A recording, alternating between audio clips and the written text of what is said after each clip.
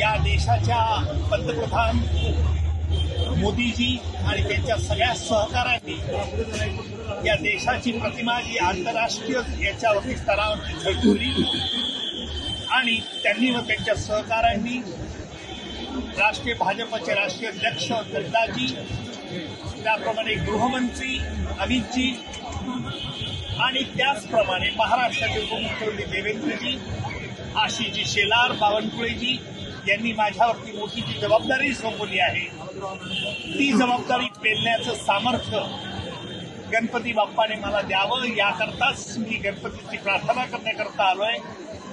आपल्या सगळ्या माध्यमांना मी खूप शुभेच्छा देतो. सकारात्मक दृष्टिकोन ठेवण्याचा माझा प्रयत्न राहील. आपल्याकडून माझी हीच अपेक्षा राहील. एक गोष्ट या ठिकाणी पाहायला मिळत आहे की राजकारणाचा तुमचा दांडगा अनुभव नाही आहे.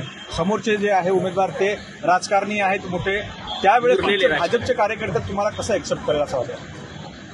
राजकारणाचा मला जरी अनुभव नसला तरी गेली अनेक वर्ष मी न्यायालयात चांगल्या रीतीने वकिली केलेली आहे हे आपल्या प्रसार माध्यमांना माहिती आहे.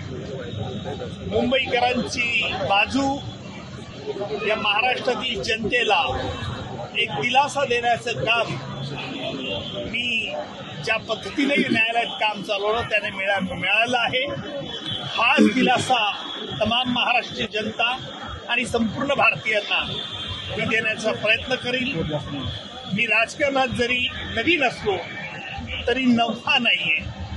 राजकारण मी हे लहानपणापासून बघत आलेलो आहे.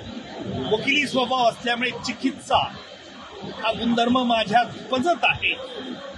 त्याच्यामुळेच भारतीय जनता पक्षाचं मला पाठबळ मिळालंय आणि ते मी पूर्ण ताकदीनुसार